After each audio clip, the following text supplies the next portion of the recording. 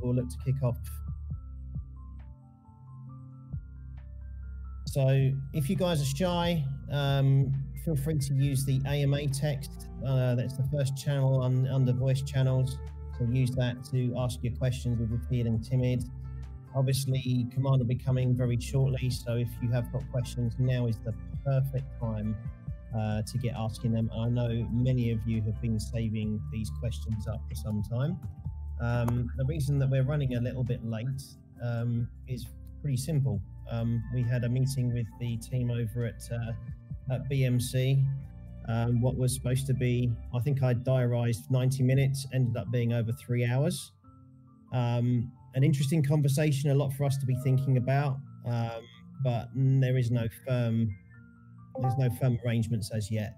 But really just wanted to let you guys know that there are conversations underway, but we are not sure yet in terms of where that direction may go, or if we're going to be working together. But definitely an interesting conversation, getting to understand their model a lot better. What's very clear is that they've had some great art. They've done a great job on the PR side of things. They've really been victims of, obviously, of the current market, buying miners at their peak. And obviously being in a facility that isn't theirs, obviously energy prices, obviously at a premium. They've had to turn those off in order to not lose further money. So yeah, they're not in the best situation, but they've got the cash flow to cover the shortfall for the time being. So yeah, it's, as I said, an interesting chat, but there's a lot more to come yet. So before I move on to anything else on the agenda, has anybody got any questions regarding that? If I can answer them, I will. Otherwise, we'll park that and we'll provide you more details as soon as they become available. But has anyone got any questions on that? Feel free, as I said, to use the AMA text chat if you want. Otherwise, we will move on. Okay. Oh, we had somebody just join. Okay, so to the next point. Now, a lot of you have been talking about V5. If you've been paying attention in the Discord, you may have seen the odd little bit of artwork alpha getting dropped. I won't name the certain individual that dropped it, but it wasn't any of the team. We will be releasing sneak peeks this week. I think if Commander is feeling charitable today, he might drop some stuff into the main chat. But we are, as I said on my video, we are moving away from the pixelated style art that we've had since V1. And we will be moving across to some proper artwork, as Commander puts it. Hopefully, this is artwork that maybe you might want to sport as a PFP, as an example. Who knows? But there is a lot of work that has gone into these PFPs. So, as I said, we will be releasing some sneak peeks. Hopefully you like them. I know you're not going to be pleasing everybody. That's absolutely impossible in a Discord of our size and a project our size. But I think the intention is that we will be getting operations underway. We will be preparing the contract. We will be preparing mint site. We will be announcing the price. Hopefully I don't get walloped by Commander at this point. But the mint price will be $250, whatever the equivalent of that is at ETH, because ETH has obviously just gone and had a little bump today, as it has done over the last few days. So we're keeping that at $250 equivalent in ETH. So whatever that is, by the time we get to the point of launch, is where we'll be at. Oh, was there a question there before I... Just a bit of background noise. Okay. The intention will be... Hello. Whoa. Can just about hear you.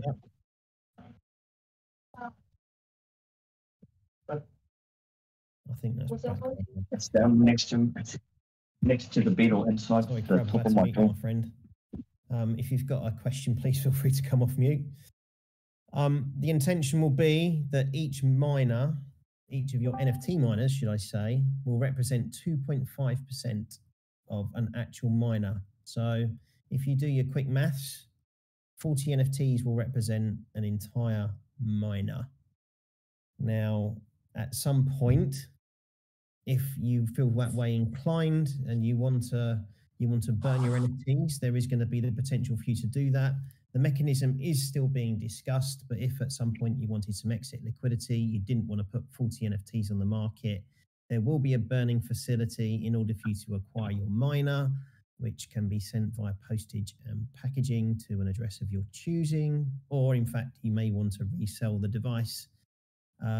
So again, that is something that will be possible. Further details will be coming, as I said.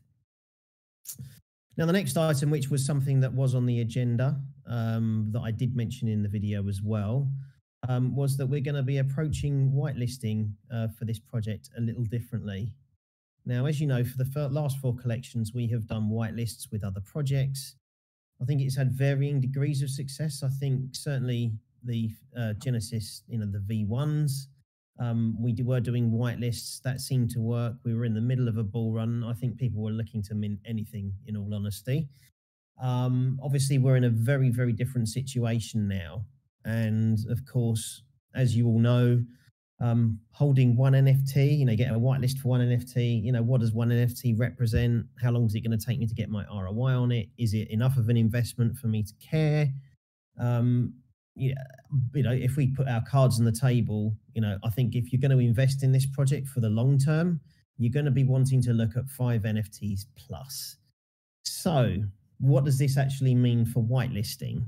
So the intention will be is we are approaching a number of projects. We've already got conversations underway.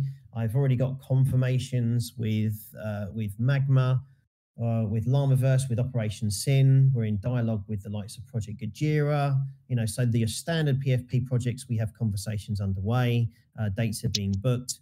But instead of offering out whitelists, what we're going to be doing is we're going to be offering out the opportunity for people to buy into a pre-sale. So what does this actually entail? Well, what it does is it involves us obviously collecting a wallet address from the individuals that are interested in potentially acquiring their NFTs from us. What they're able to do then is they head to a pre-sale page, they connect their MetaMask wallet, which will then have been verified as access to the pre-sale, and they will be able to enter the number of NFTs they wish to acquire, and they will need to present and pay for a 20% deposit on those NFTs. The idea being is that once we hit mint date, they will then have a defined time period of which we have to agree at this point. Let's just say it's 60 days. So they have 60 days from mint date in order to acquire those NFTs and pay the 80% remainder. So as you can agree, this is a very different approach to what we've done before. Of course, we're going to be making that pre-sale available to all of you guys. You will have early access to that, prior to any project actually having visibility of that pre-sale. But hopefully it means that you can get those NFTs set to one side and you can sit back comfortably, not having to worry about mint date and gas prices and everything else that comes with it. So I think this is quite a clever way of us getting around a common problem that a lot of projects have. So hey, what's up? The chief has just joined. Hello. Hey, sorry guys. That's all right. You were probably busy stuffing your face, right? With the BMC back thing. Yes, we all communally stuffed our faces. So it was a very nice team working event. So I gave the briefest of brief overviews and the fact that a meeting had been had and some discussions were underway. And that I highlighted the fact they've got some challenges there, but I didn't really say anything more beyond that. So I don't know if there's anything that you wanted to add to that. Challenges? Who's got challenges?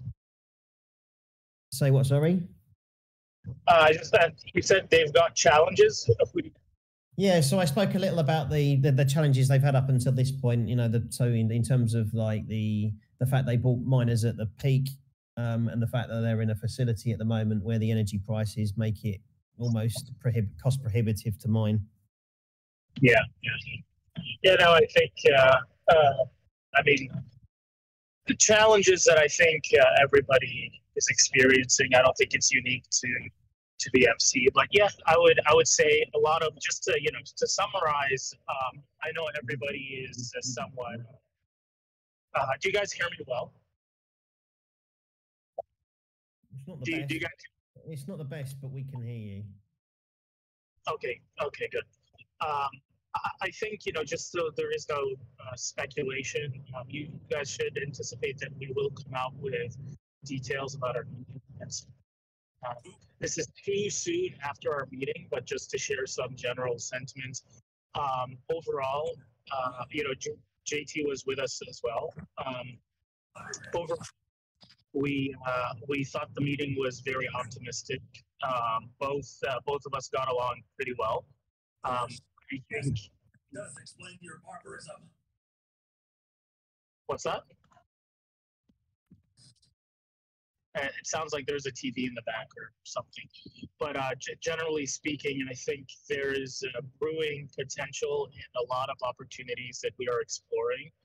It's honestly cannot be overstated how much potential there is and what sort of things have been discussed. Of course, all that is going to be disclosed at a more appropriate time. We need to work things out. We need to really come to conclusions before we share anything to eliminate speculation, eliminate inaccuracies, in transmission of the ideas.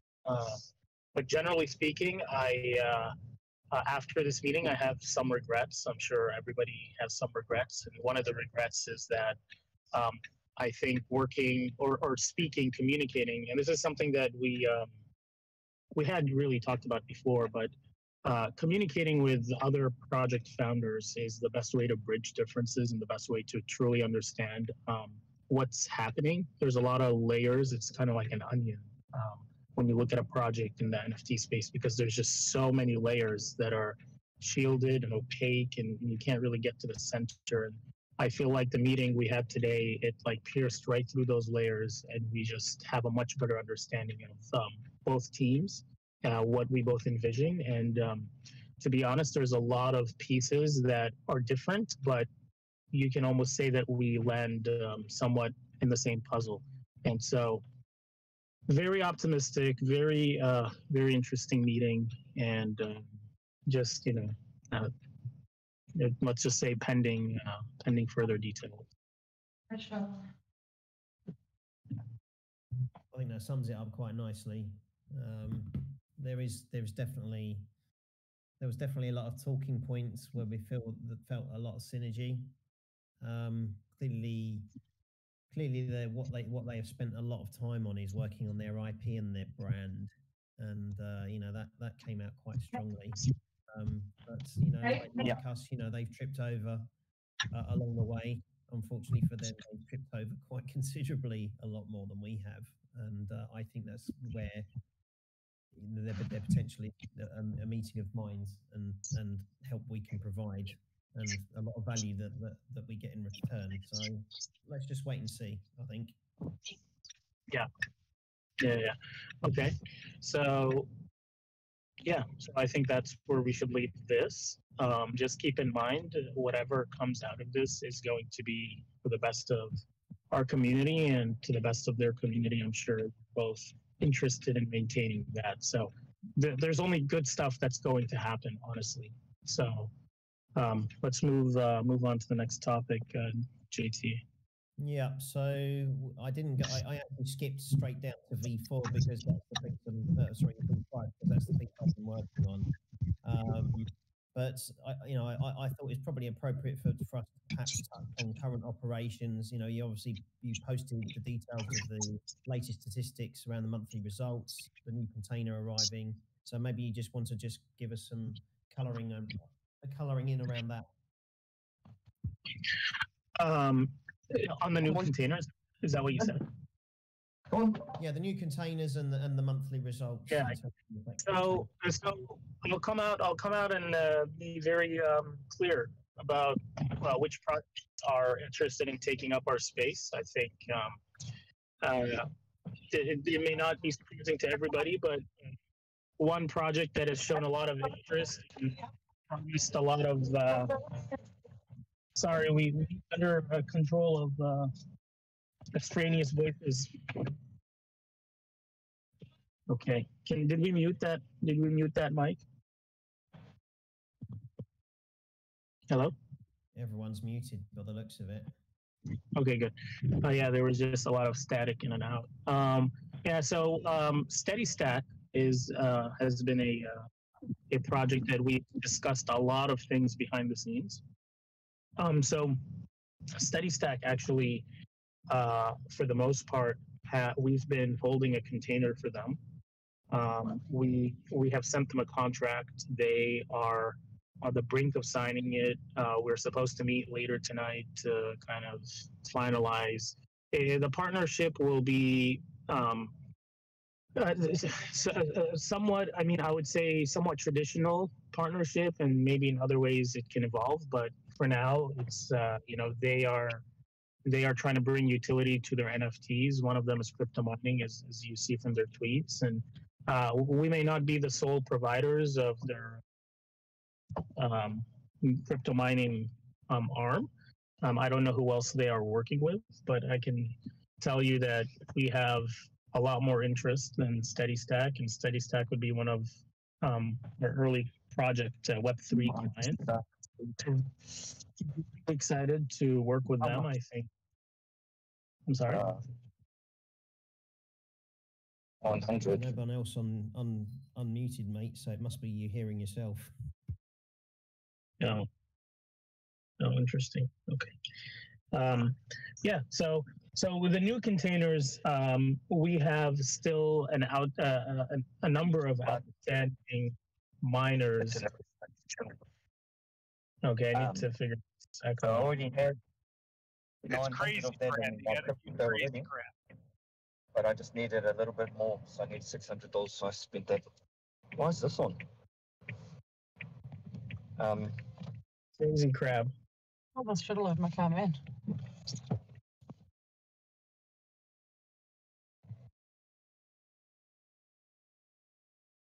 Okay. I think this one. So we need several containers at this point, because one container is going to be filled up with the KA3s. So spoke with Bitmain last week, actually 3 days ago.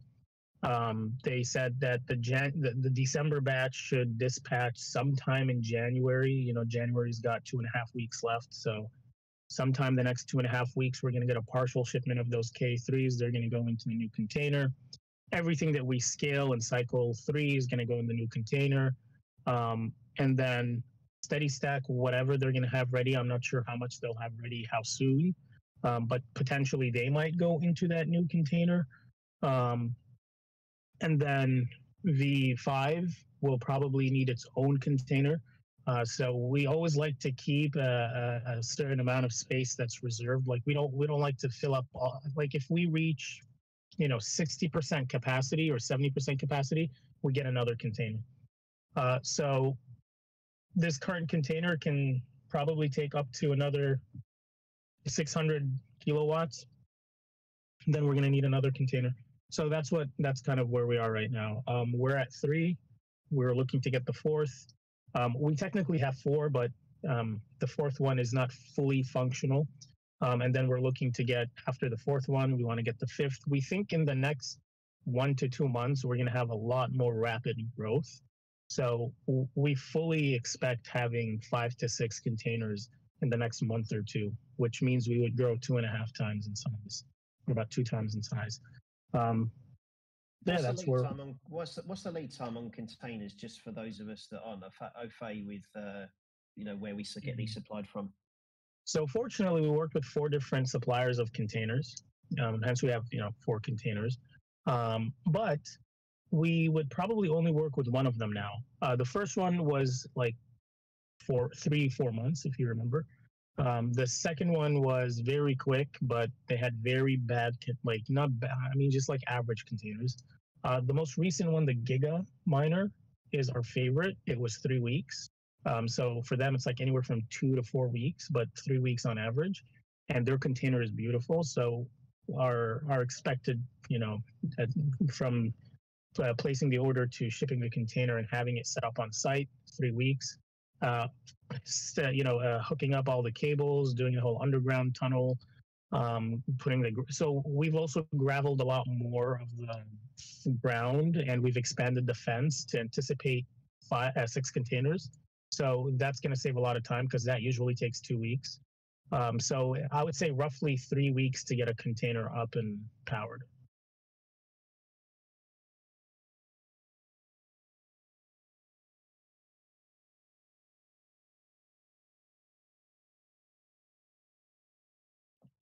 So I lost my audio momentarily there.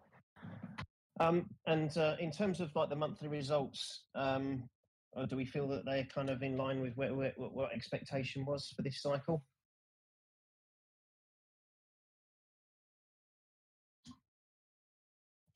Oh, it's Commander Rugged. Can you guys still hear me? Me gone. Yeah, he was worried that he was going to get some tough questions. That's what it was. As soon as I start mentioning the monthly payments, he disappears off.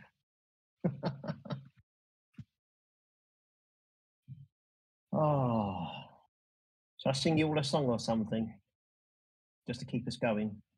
I think the Enigma bot, yeah, pay you back when we get rewards. Hey, I'm right here. I was really close to unmuting Crazy Crab so we could hear what was going on with his girlfriend. Yeah, sorry. So I missed the last question. It was, so you just spoke about the beautiful Giga container, and that was 2 to 4 weeks.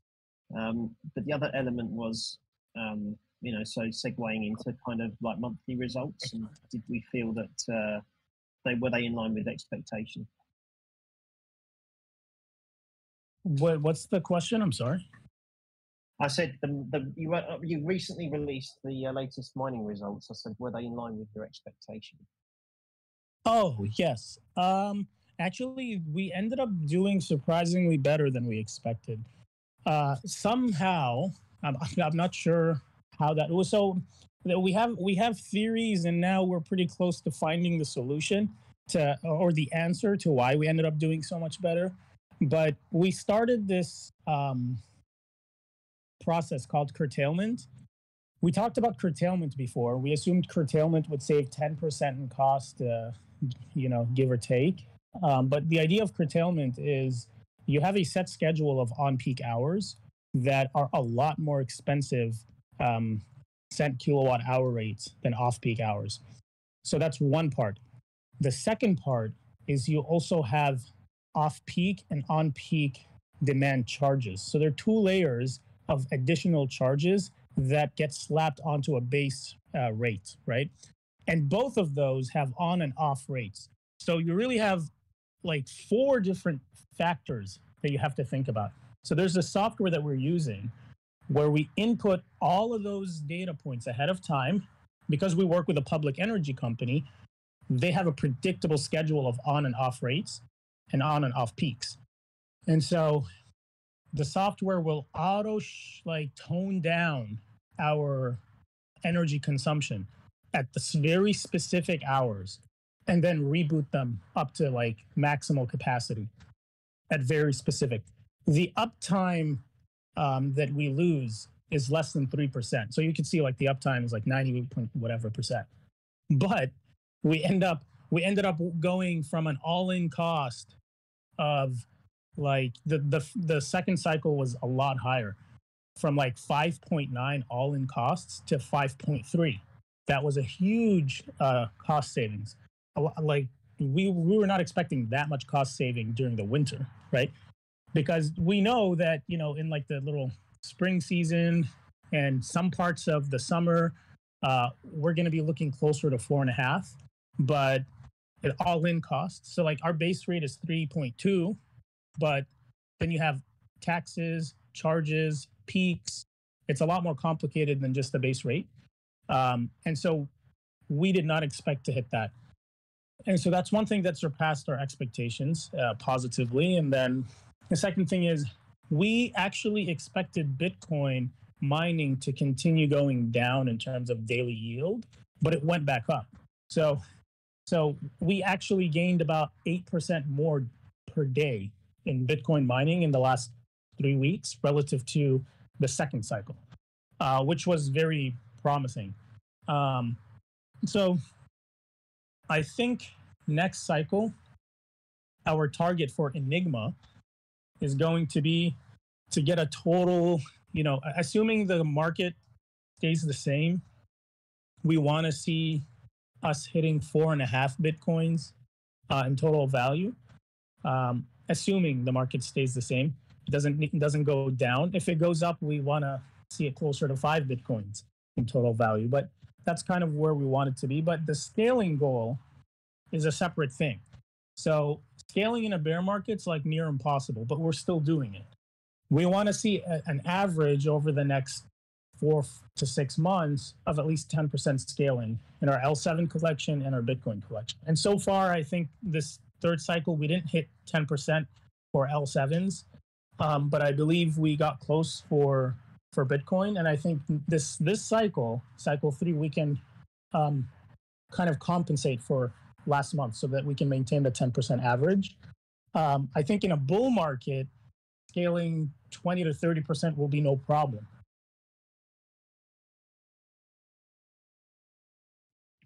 That sounds incredibly bullish.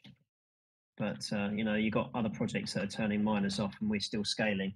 I think that says it all.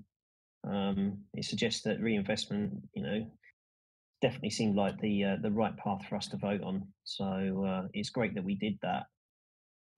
So in terms of scaling, reinvestment, obviously V4s have still got a hell of a long way to go yet. I think it's November, isn't it, when we come out of that reinvestment period. I know that there's been certainly some question marks asked in the Discord about what potentially we will do around V4. So we obviously don't want V4 getting lost in obviously V5 is coming up. That's obviously going to be the new and shiny thing. But how are we going to make sure that V4 effectively gets the horsepower it needs in order to generate the revenues for those rewards come November?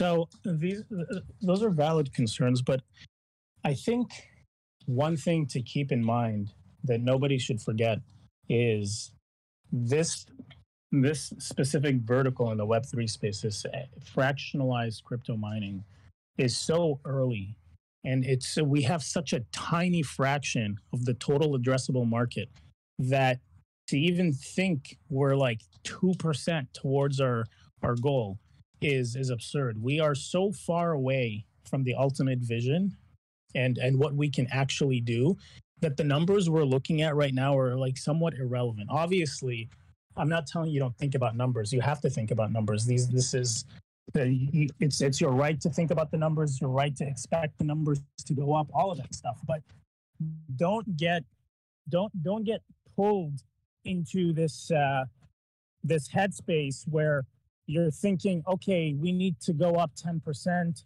The V4 needs to yield, 30% more reward. What the team is thinking about is thousands of percent. We're not thinking 20, 30, 40%. We are so tiny relative to the size of the market that we should be addressing. And that's where all of this focus is going.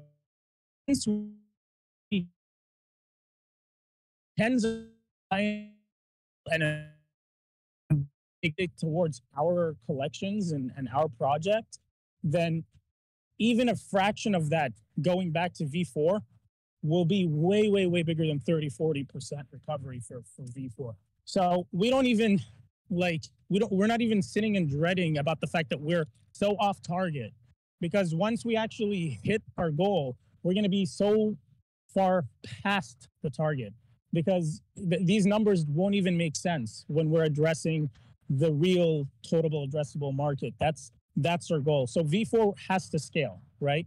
And the same way that V1 to 3 scale, V4 will also scale. One thing is that the scaling is relative. So V1 and 2 scales more than 3, which scales more than 4.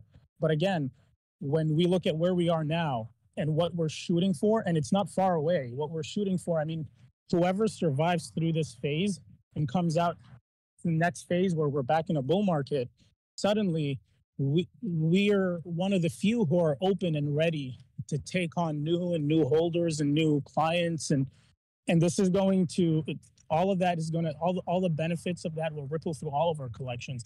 And to an extent, if we have to be honest, the opportunities we have now of creating new arms and new ventures and capturing massive amounts of this market kind of put V4, relatively speaking, into the OG category more so than anything else, more so than the V5 and the V6.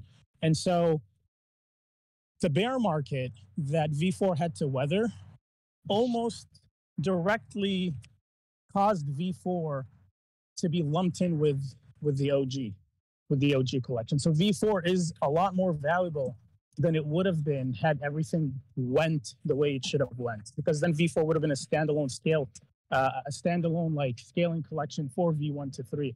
But now it actually gained an extra utility feature. That's exactly what I wanted to tease out of you. I knew the answer, but I wanted you to say it so everyone was absolutely clear on, especially those that may be listening back to the recording as well.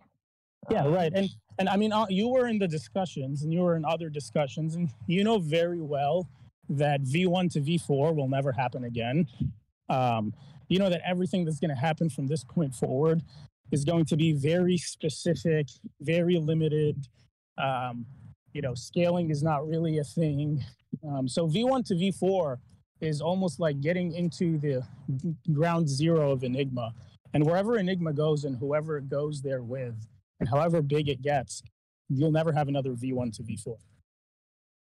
You heard it here first, guys. So V5, obviously we're going to get onto that in a minute, but V5 will be standalone. It will not benefit from future collections. It will be a standalone. Or streams of reward streams or other arms of operational arms of Enigma. It'll be its own thing. It'll have its own straightforward calculation. There'll be a fractionalizing, a hosting model.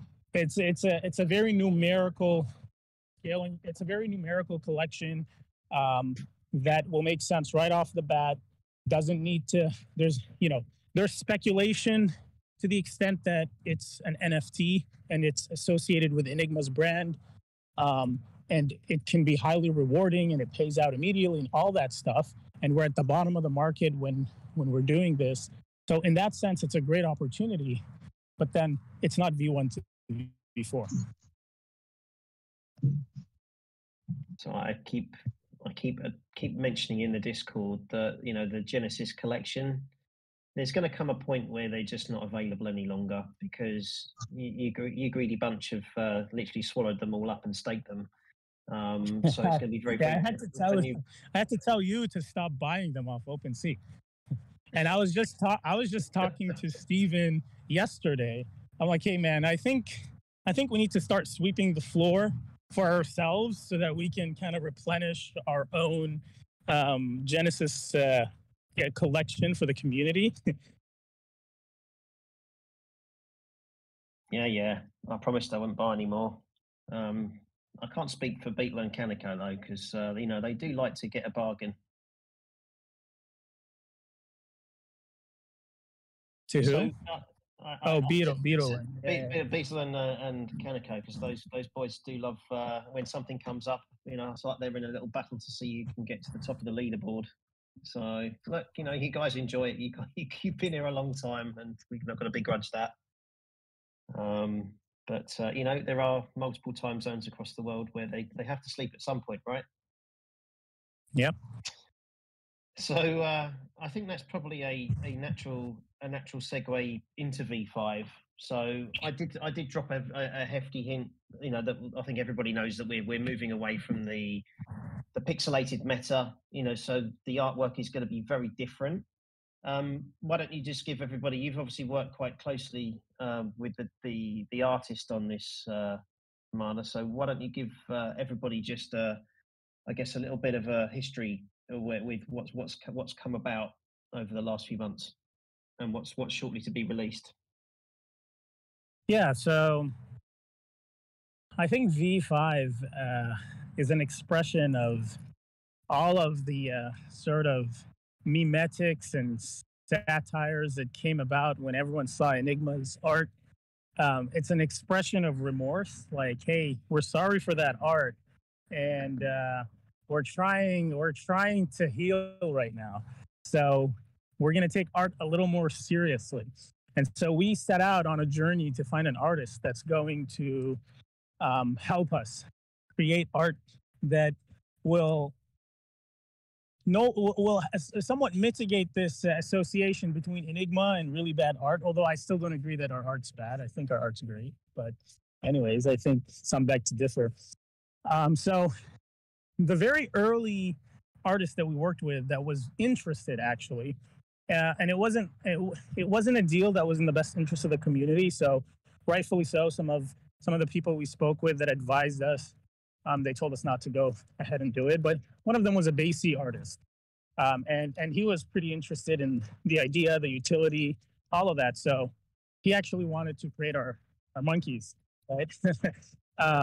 But that didn't pull through because there was just too much upfront that we had to give up.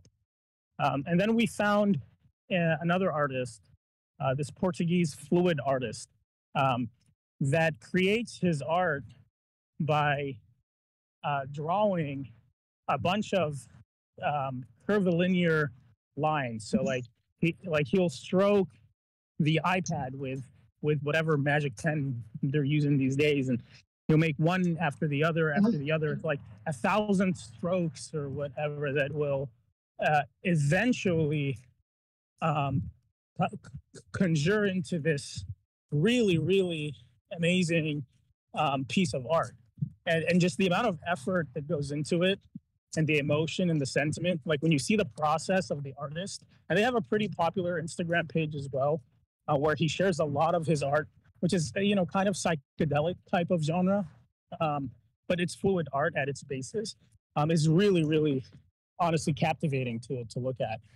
So when I saw that, I reached out to him and he was super interested as well. And that's who we've been working with. So he handcrafted all of the pieces, all the traits, few different body types, and then 2 different characters. And the art, at least to me and the other eyes that have seen it, I think has been so far astonishing. I really like it, especially when you compare it to what's out there. I think it's great art. I think it's quality art. So that's kind of the art, and it'll be very exciting to walk everybody through the process of how it was built, because I think once you see it, you'll truly appreciate how much work, how meticulous it was to create each piece. Joe, I've just found the group chat where I was sitting with that certain other UK individual. I've got one of them that's got, I don't know if it's an official one or not. It's got the galactic background with the leopard print skin and the devil horns.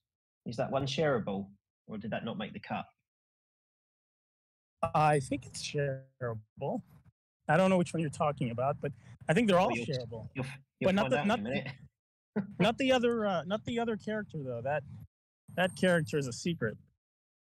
Oh, this one's a monkey with a galactic background and devil horns. It's not gold, like the body you shared the other day. I don't understand why this. Sorry. Are you rugging again? This is going so well.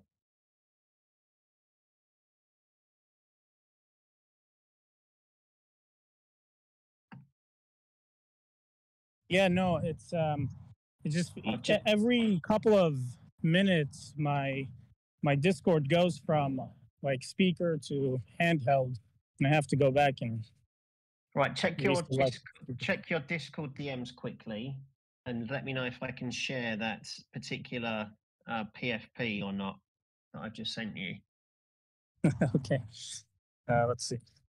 This is where we need elevator music right now, or I can stick the bot back on. I hope you guys, yeah. So saw some of you guys enjoyed the music in the background. I actually normally have music going on in the background while when I used to do AMAs, but yeah, we've gone with a silent treatment this time to make it extra awkward when no one's. I think we should show them a different one. Well, okay, well, I don't have very many.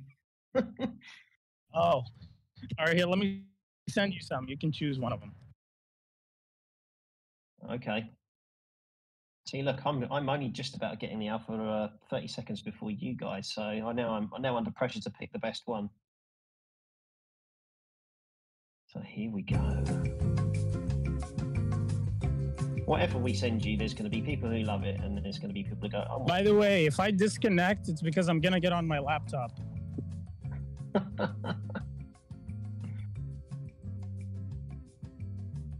So for those of you that weren't here at the start, while Joe is doing that, I mentioned to everybody that we're obviously taking a slightly different route with whitelisting. So we are going to be offering a pre-sale, and that'll be available to holders as well. But you're more than welcome to wait for mint date as well. But there will be a pre-sale page. I'm just discussing how we're going to do the back end side of it. But the intention is that when we go out and talk to projects, rather than handing out whitelists, which, you know, as we know, we've all received them, you know, for sitting on AMAs, or we've won them on Twitter or giveaways. The issue is that the majority of people just don't mint. Whereas if we are doing slightly more intimate VCs, like we're doing here, we get to talk about the project, we get to talk about the longevity, the fact that this is a long-term investment. Not a lot of people are looking at long-term, they're all looking at the short-term flip. That if we do have parties that are interested, they provide us with their wallet address, they go to the pre-sale website, they connect their MetaMask, and they're actually able to reserve an allocation of NFTs in advance of mint date, so they can be safe in the knowledge that they have secured that quantity. They pay 20% of the mint there and then to reserve them. And then from mint date, they have a basic time window. We're discussing as to how long that would be. So let's just say, for argument's sake, it was 60 days. They pay then the balance after mint date, and they then secure their NFTs. Now, the good news about that is, of course, it means that there isn't just some ridiculous gas prices at that point. Now, obviously, we're not a major, 20k PFP, 10k PFP, so we're not expecting to have a monumental impact on Enigma gas anyway. But it would be nice if you can just optimize and mint. You're not getting up at some ungodly hour to mint when the mint is launched. You're not worrying about missing out on public sale. You just get to secure your miners in advance, and away you go. So hold on. Now, well, have I got to pick one of these? I'm going to pick the one at the top and the one at the bottom, Joe, for this. So what I'm going to do is I'm going to drop it in both Miner Talk, and I'm going to drop it in AMA text as well.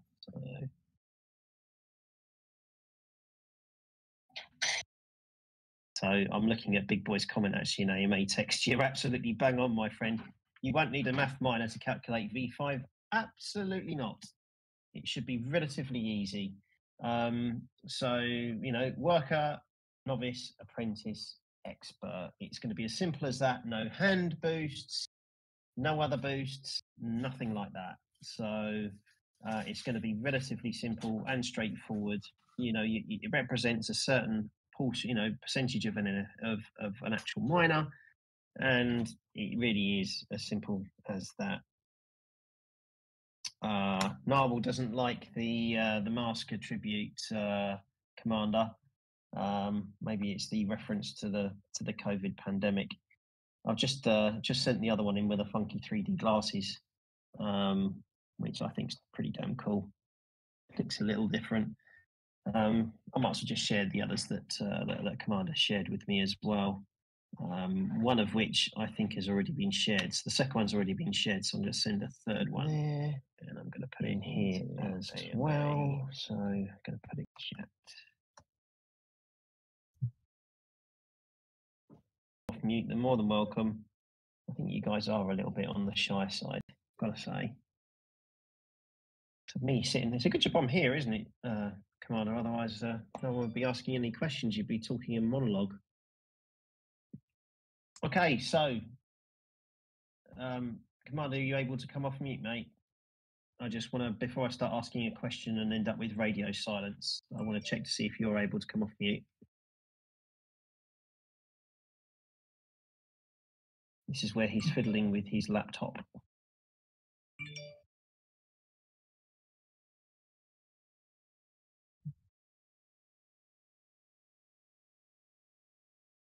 Yeah, monkeys meaning serious business, absolutely. So I think they're absolutely they're a massive shift change from where we've been.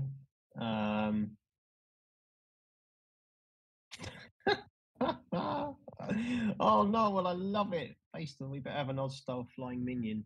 Yeah, that would be epic, wouldn't it? Just checking on AMA text.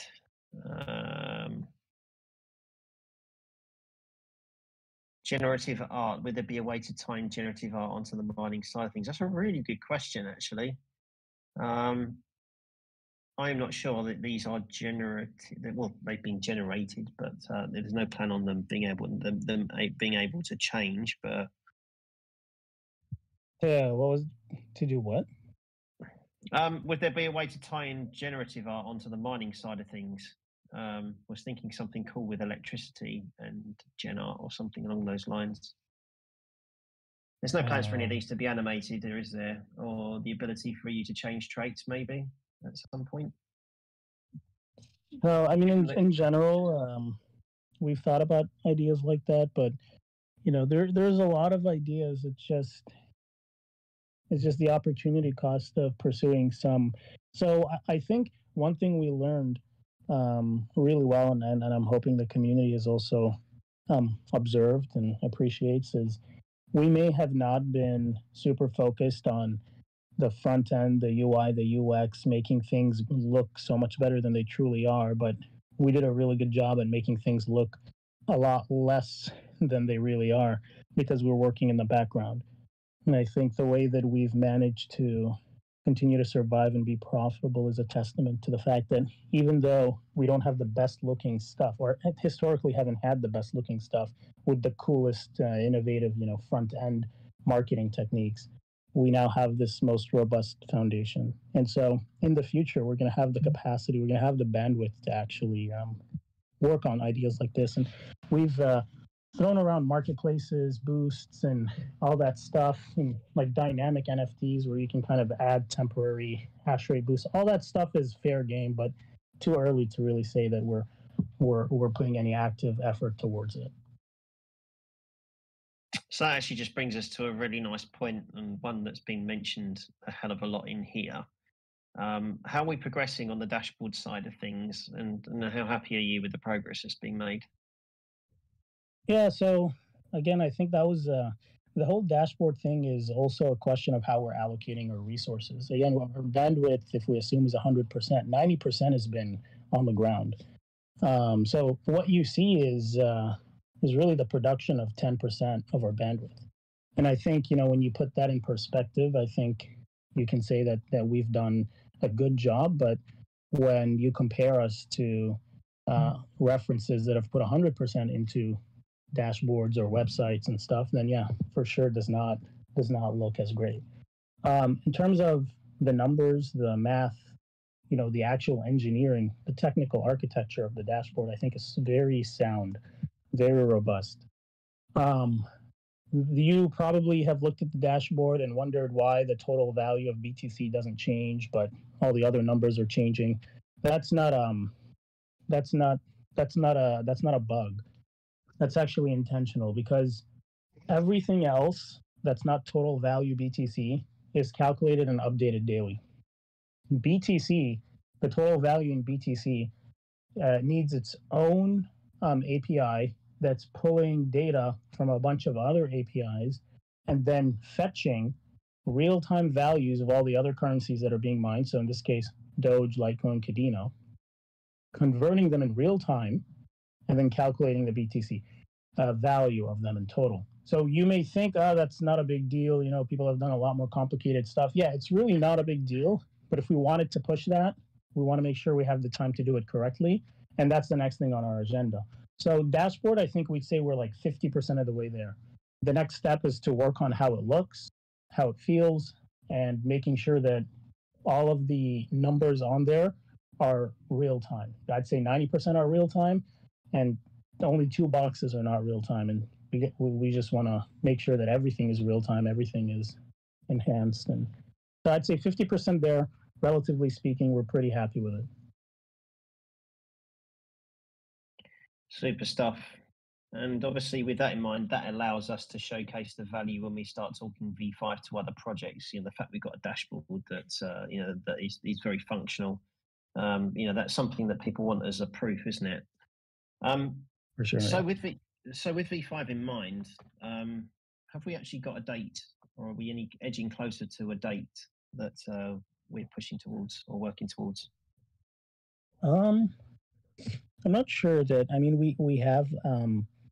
I guess internally, you know, we have an idea of what our timeline is. I think before giving a date, we have to be 100% sure. But in terms of maybe a general timeline, we'd say something in the next, you know, 2 months, something like that. Maybe 1 to 2 months.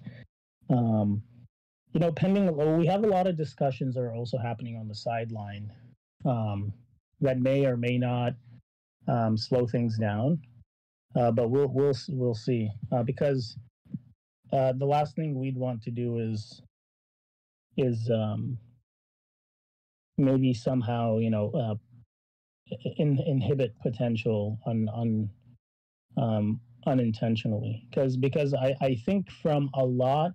So in the last couple of months, and it's not just today, it's not just the last month, but in the last couple of months, we've been talking to a lot of people, a lot of projects, and we've come to learn that we built something everybody else is missing. And while we can actually, you know, from this point forward, all we have is a trajectory upwards. The rate at which this trajectory can accelerate can change a lot, in a positive way. And so we are trying to make very calculated decisions, strategic partnerships, and so those being really time modifying factors. So 1 to 2 months is where we hope, but things can change. So we're not giving a finalized timeline. But what we can give you is tell you that in the next 2 weeks, we will give you a final timeline, because we will have a lot more clarity in what sort of other things we're going to be doing. 100%. And, you know, it's fair to say that operationally, I think things are already underway in the background. You know, we are working on elements of V5 behind the scenes. So I guess that's definitely a watch this space. So I'm just going back into the chat because there's obviously some banter. So there's obviously some banter going on there. For Big Buoy's comment, so we won't need a math minor to calculate V5. No, actually, we do have a pitch deck, and I think it was JT's idea to really push forward the pitch deck. And I think JT also, correct me if I'm wrong, but you wanted us to present that pitch deck to Enigma to start with for V5. Yeah, it's not ready yet. There's still some work being done in the background, but there are, you know, I can drop some sneak peeks into the chit chat. So I think you know, for the guys in the trench, obviously they do get to see all the juicy alpha as a reminder. So we do have the trench. How many NFTs is it to get into the trench? I can't even remember. I know I got there eventually, but maybe 40. Yeah. So that's kind of where the real degen talk is. Well, you know, where we're sitting there having a grumble about all the other projects and their projections. I think we've had a lot of fun at Hydra Whale's expense. I know that much.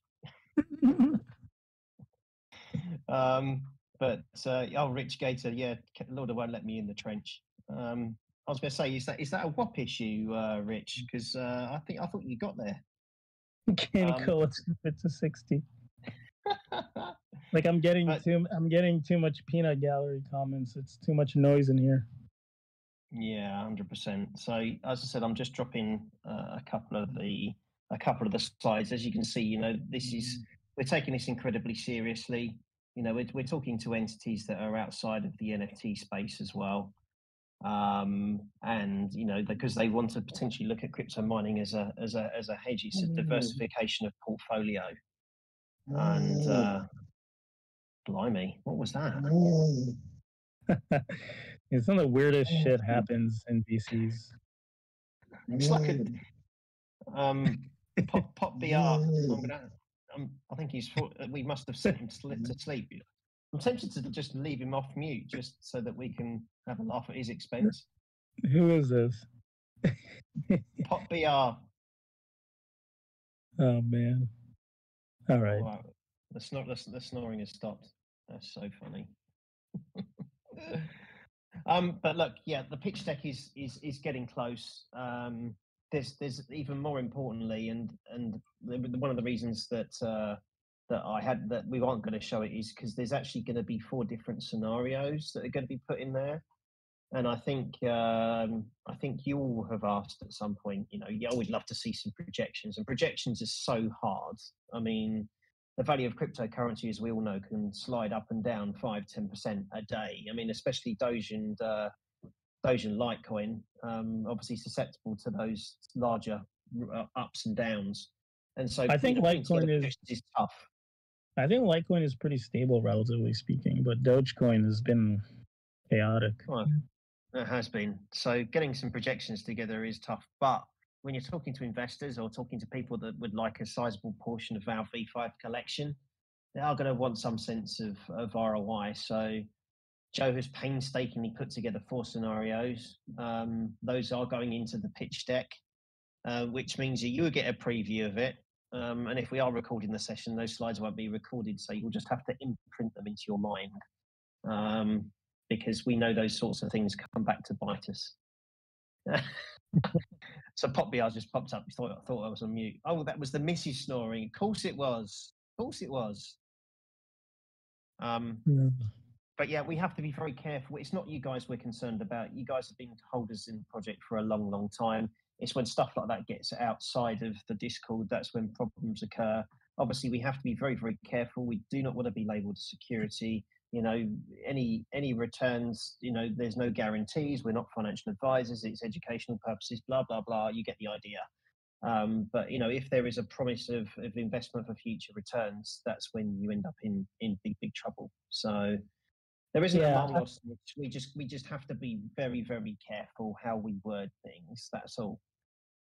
But also the one difference between the V5 and the previous collections is with V5, it's a very straightforward relationship between client and the mining. It's you're basically like buying equipment and getting an NFT just that allows you to overcome the logistical challenges of trading and distributing.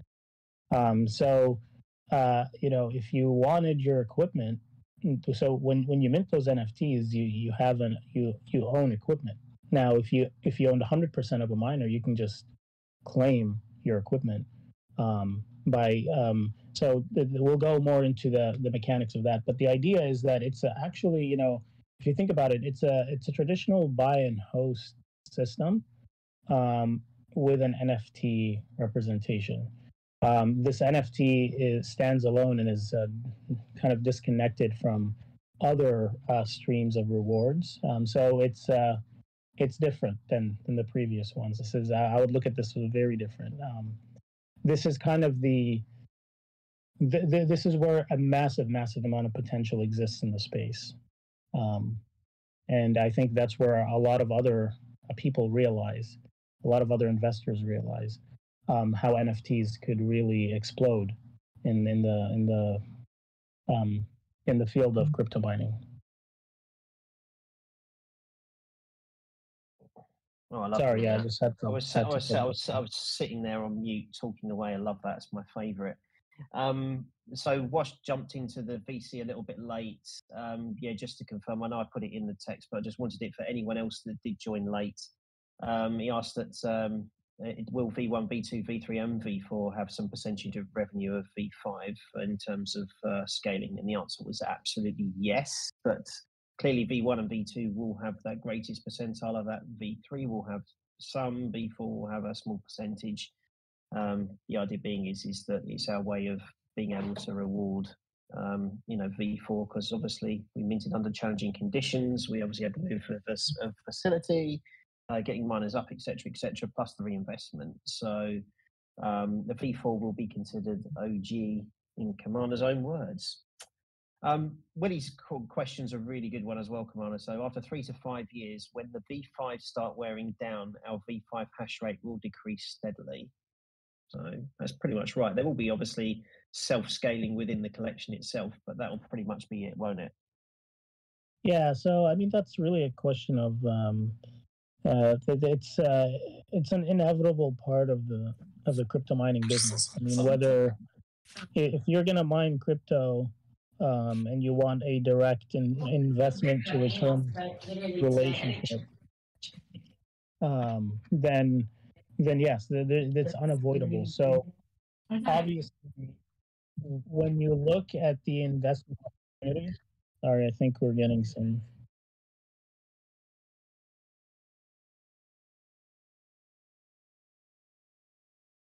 Muted. Just in time. When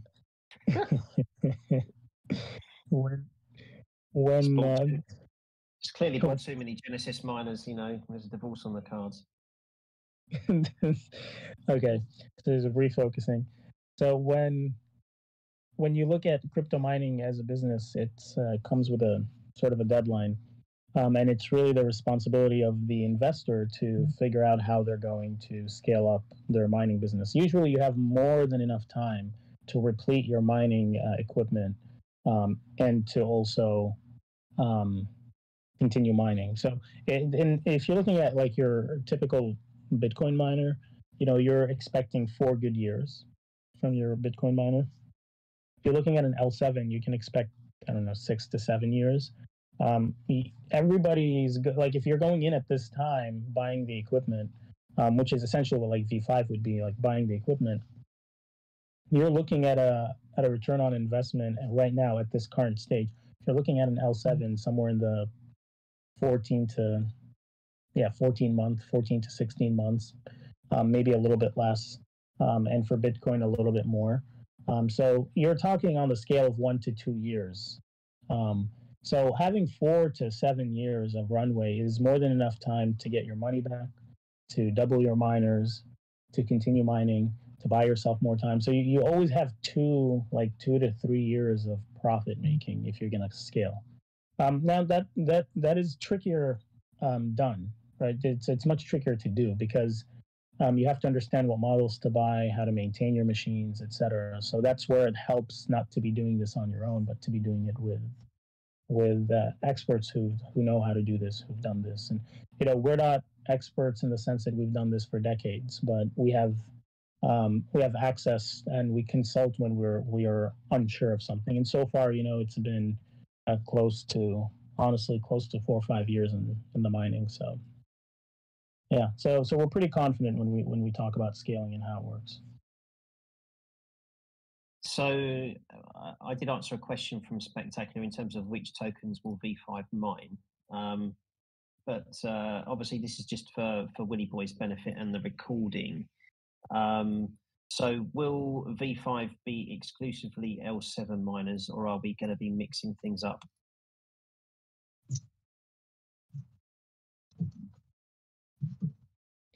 So the V5 right now, as it stands, is going to be about 75% to 90% L7. It's going to be very L7 heavy with some Bitcoin hedge. So we haven't finalized that 100% yet. We're still looking at the equipment, and we are also kind of throwing out the potential to allow people to actually mint and kind of like allocate their funds. So you can almost mint under the L7 category, you can mint under the Bitcoin category. So it's not one or the other, but we just expect when people look at the numbers and we offer those two options, you can mint a V5, an L7 V5, or you can mint a Bitcoin V5. We think most people will end up doing L7. So saying 75, 90% is kind of our expectation of how the actual final combination is going to end up being. Super. We're getting some great questions in here. Another one from Willie earlier was, is V3 being converted to V2 still? I was a bit thrown by that question. I'm sorry? Is what? Yeah. Is V3 still being converted to V2 still? I'm not sure, Willie, where did that one come from, mate? I know that V1 and V2, there is obviously that will boost a V3. What's the origination of your question, buddy? Just so that we apparently you said something in the last AMA. I'm not sure what that was. Something about V3s and V2s. Do you remember what that was? Or are you is that plausible deniability? Oh, I see what he's. I think what he's touching on is the idea of consolidating those boosts and the differences in.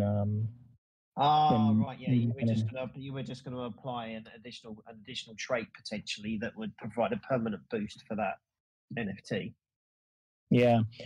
So eventually, what we're going to do is we will take a snapshot to see how people's sequences of staking are and what their actual effective hash rate for their V3s are, and essentially what we want to try to do is consolidate all the different boosts and make it permanent and easier to follow. And so in that process, your V3 will most likely set a permanent hash rate, and that hash rate can be closer to the V2.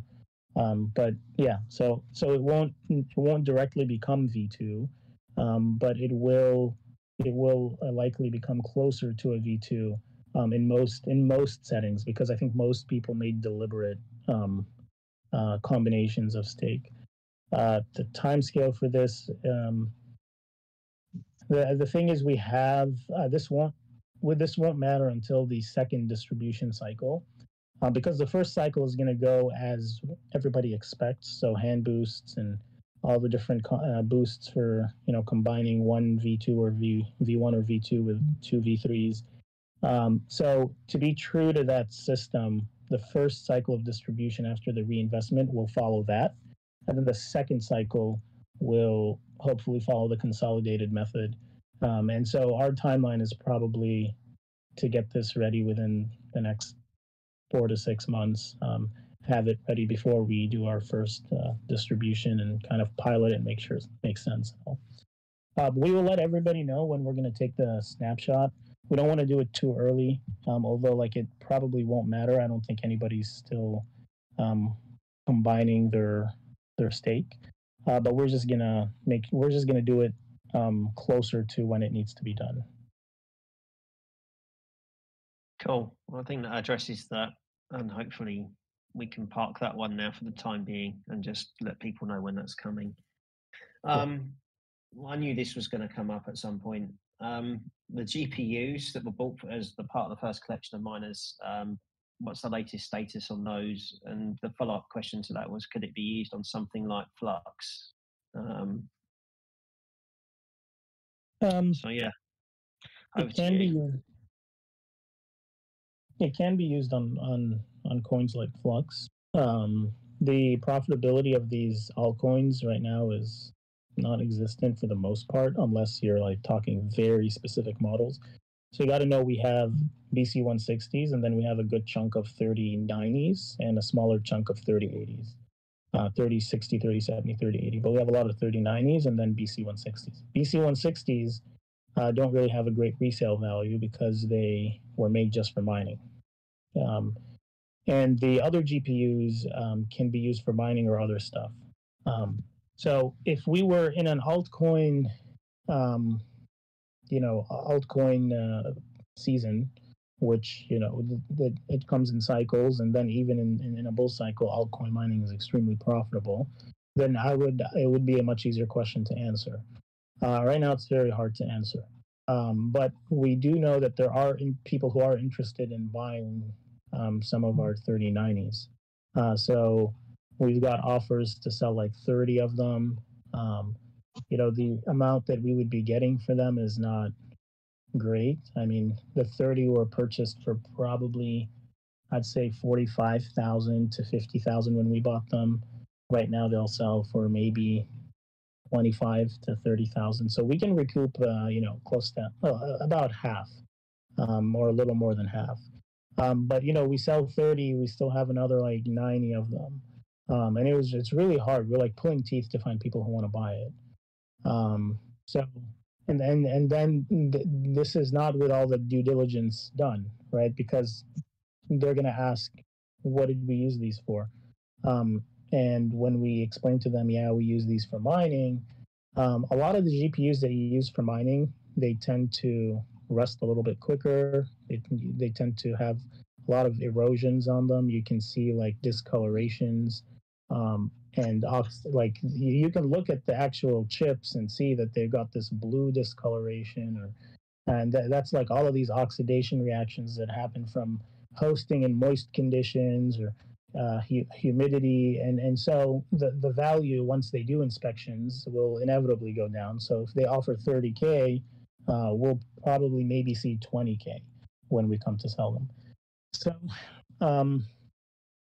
we have to take into account how we don't need the money right now. 20K is better than zero, but those 30 miners, those 3090s could very well be worth a lot more than 20K in a bull market. So if we don't need the money, we don't have the time, we don't have the bandwidth, we don't really even have the space to put up all these these really super bulky GPU rigs. We're just not paying 100% attention to them right now. We have so many bigger things that we're trying to accomplish.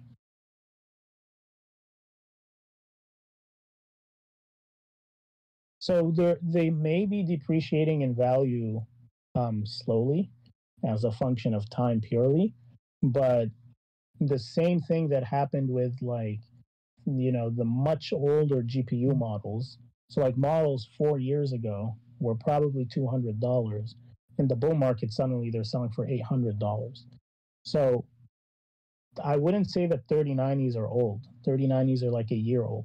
So a bull market in the next 2 years, you'd probably see those 3090s going back up to 1.5 to 2K.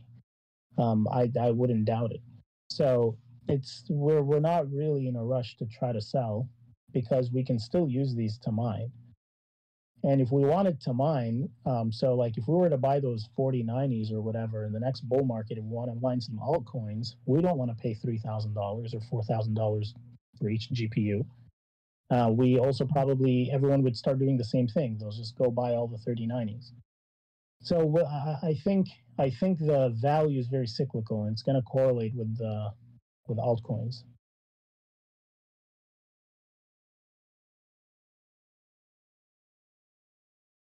I share that. I share that perspective. I mean, it's the safer perspective to have, but every time we have a bull market, we have a new coin that is extremely profitable to mine. I'm saying like really, really profitable to mine. Everybody jumps in on it. It's like the new ETH proof of work. And I just don't want to be in a position where we're a little bit short-sighted. And again, we don't really we can sell the 30, right? If we say yes to these people, and we're probably 50-50 on this. If we see utility for the 20K, or 20, I'm assuming roughly we'll get 20K for them. So we lose 60% or a little bit more on the value. We see utility for that 20K, we'll go ahead and sell them. But just, that's more like 2.5 L7s now. But yeah, we'll go ahead and sell them. But let me just explain how the process is actually like a grueling process. One, we tell them, all right, we'll sell them. And the second thing is we have to unpackage all of them, remove them from the storage, probably find a way to somehow subsidize. I mean, they'll probably pay the cost of coming to inspect them. I don't know how they're going to do it. They'll come, they'll inspect them. the inspection process is not going, it's going to be a negotiation process. They're going to go like, oh, these look like shit. We're going to pay 10K. We're going to go back and forth for probably at least a week or two. They're going to take up a lot of our time, again, for 20K that, again, we don't need. And then we're going to tell them, no, these are worth more. They still work, blah, blah, blah. They're going to go like, do you have any warranties? They're going to say, no, we don't have warranties this far out.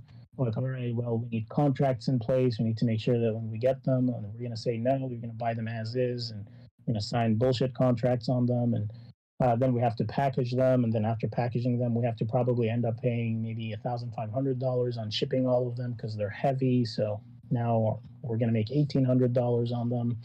And, you know, then we have still about, God, like 300 more GPUs, right? We have like 300 more GPUs. We got $18,000.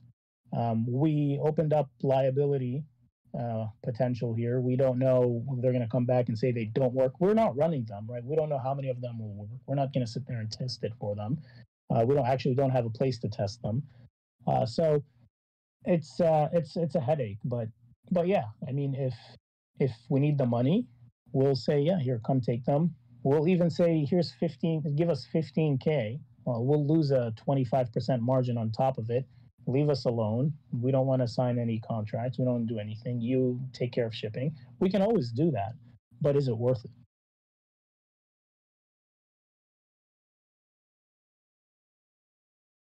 And I think people underestimate how good these 3090s are. I mean, they're really good GPUs. Now, if these were the BC160s, we'd sell all the BC160s in a heartbeat, because we know that the BC160s are not, they're not only depreciating in value, but they're also not going to be as efficient as the 3090s. It would suck to sell these 3090s, and then within 6 months, we're in an altcoin season. Each one is mining like $10 a day, and we have 120 of them. You know, we should just be a little bit more patient, I think. Let's see what the next bull market brings. I think then we'll have more clarity. 100%. God knows when that is. We feels like we're in a little mini bull at the moment, but we all know the Fed is coming along with more interest rate rises. And if we listen to the rumours, apparently Huobi might be the next exchange that's going to go down. So, what is the next exchange? What, Huobi? Oh, is it? Yeah, apparently so. They're in big trouble at the moment. So, yeah, but I thought that was a traditional exchange, not a crypto. Is it crypto? It's crypto. Yeah. Oh, it is. Oh, okay. No, I know this one. So yeah, I was on a Spaces this morning, and they were discussing it and urging everybody to get, if they had money on the exchange, to get it off. Dude, it's honestly, it's crazy how quick you can just FUD down an exchange these days. The exchanges are like more fickle than an NFT project. It's like all it takes is one person to tweet, oh, looks like there's going to be a run on this exchange, and they don't have any assets in their treasury. And then the next thing you know, they're down 10%, 20%, 60%. And then they're forced to actually go bankrupt. I know, it's bizarre, isn't it? I mean, we haven't had it in the banking system in the UK since there was an institution called Northern Rock that went under. And I can remember going to work that morning, and there was a branch around the corner from the office, and people were actually queuing outside to get their money out. But banks typically only have between 7 and 8% of all funding covered. So if there is a run on the bank, then that kills them. But yet we have this unrealistic expectation from crypto exchanges that everyone will take their money out. Preaching to the choir. The fractional, actually, during COVID, the fractional reserve system for banking was eliminated completely. You didn't need to have any money. Like the bank needed 0% fractional reserve. That's insane when you think about it, isn't it? Yeah. It's actually crazy. And then in the crypto space, you expect them to have 100% cash on hand for like 1-to-1 reserve. That's crazy. You have nothing to one in real banks, and then you want a 1-to-1 in crypto. That's just absurd. But So again, no one's mentioned this yet, but from a reinvestment perspective, I mean, are we keeping some kind of list of the miners that are getting acquired, and how much scaling's going in? I know you've given you gave a percentage in there, but have you got a kind of are we keeping a list of some description, or are we Yeah, I just mean, keeping it as a percentage? internally we have a list. I think everybody that's hosting will also see their IDs with the dashboard for each machine. Super. It'll be the same thing for V5. So like people who mint V5 are going to see the IDs of their machines, because you burn your NFTs or whatever mechanic will go over, then you can claim your equipment, trade your equipment, all that stuff.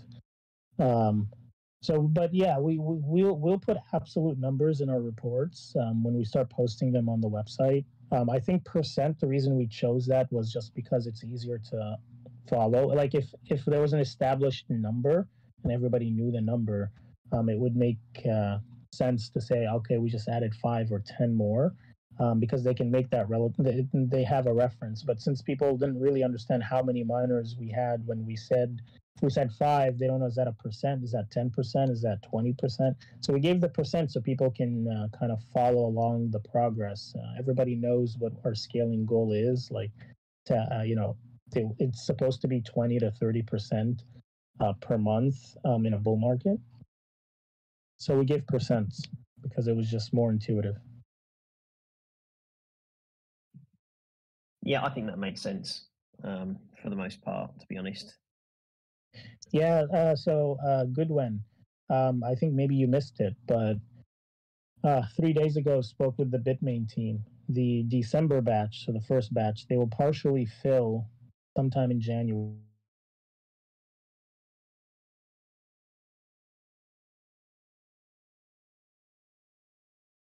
Oh, is it me, or did Commander get rugged again? It's always when he's giving out a piece of really important information as well.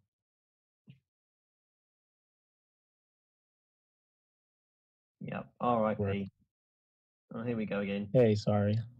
That's all right. I'm getting rugged. actually that's do you hear me? Yeah, I'm good. Yeah, so our meeting with Steady Stack is happening right now. So Stephen hopped on, but I need to hop on there too. But just to answer that question real quick. So sometime from now until the end of January, a partial fulfillment of the December batch will happen. We don't know how many. They'll tell us when they ship. We're expecting at least 15 out of the 40 that were, I think it was 40 something.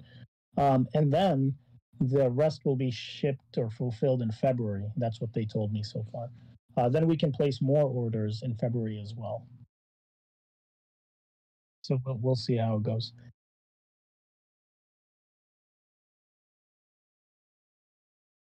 Super. Okay. I've got the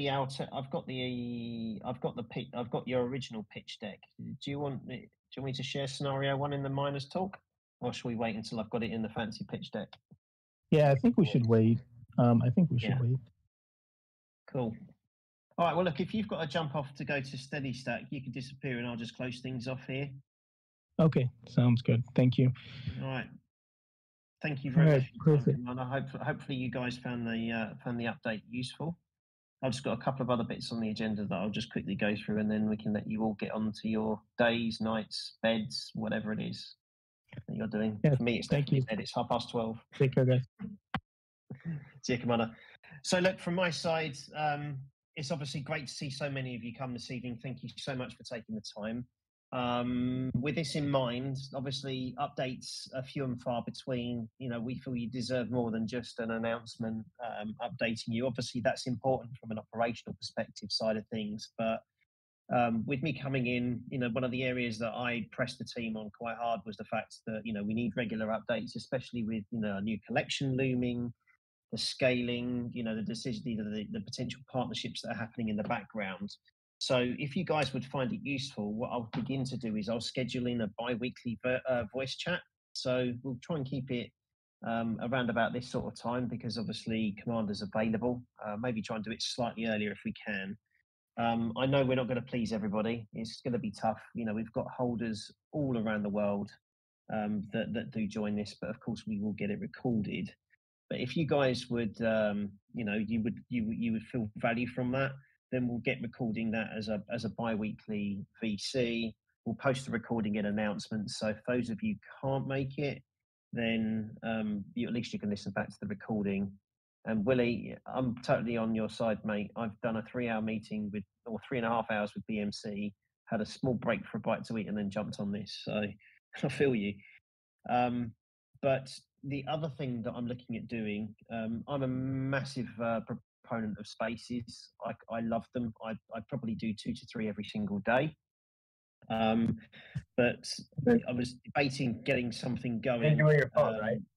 What? You're on your phone, right? Yeah. Oh, here we go again. What have we got this time? Oh, no, don't do it, mate. Oh dear, it's Kaneko. Just going to put him on mute. Sorry, Kaneko. You might be a whale, but we can hear too much of you. So the last bit was that I'm looking at putting together a crypto mining spaces. There's lots and lots of NFT spaces out there at the moment. There are a dime a dozen. But let's be honest, I think it would be good maybe reaching out to some of the other projects. Maybe I could even get some of our competition on. I mean, if we're talking generally about the space and potentially providing some validation around the space and the fact that people should be considering it to diversify their portfolio, I'd very much like to get some of you guys onto one of those. Again, it would be at a slightly more UK friendly time. But look, you know, we don't try, we don't know. So again, if we're going to do that, I would love you guys' support on that. If you can come in and join, maybe vibe, ask some questions, etc., etc. But that's really it from me. So look, obviously, if the conversations with BMC progress in a positive way, then we'll provide a meaningful update for you all anyway. We might do an impromptu VC on that if there is enough information to be sharing with you. Otherwise, it'll be in a couple of weeks' time with myself, and I can provide you some updates operationally, what's going on, partnerships, and also hopefully some more details on the V5 that's obviously coming. But if anyone else has got any questions, now is your time to get it posted in either the Miner Talk chat or the AMA text. I'm just going to take one last little look. Oh, spectacular! That could be quite a long one. I might let one of the other guys give you a view on that. But both V4 and V2, V3 are all in reinvestment at the moment. We can easily get drawn into figures, but yeah, that's something that we could probably talk about offline. From an AMA perspective, I like the thoughts on the GPU miners. Is there a timeline for the buy and host dashboard? That will be something that I can come back to you on Fishsticks. I don't have that off the top of my head. It's not something that I've been working on as part of the team. But look, I'm really pleased you guys enjoyed it. Obviously, that it's great that we've got a chat facility in here so you can ask your questions because you're all very quiet. But I guess without further ado, Lauda, I think you can probably kill the recording now. And I will let you guys get on with your day. But as I said, you know, thanks again for joining. I hope you found it useful. And if you did miss the start, there was some great alpha in there. You probably do want to listen back to the recording. As soon as Lauda's had a chance to sanitize it, what we'll do is we'll get that posted in announcements tomorrow. So thanks again, guys. Have a great evening, great day, great morning, whatever it is where you are. And we'll catch you guys again in a couple of weeks' time. So take care.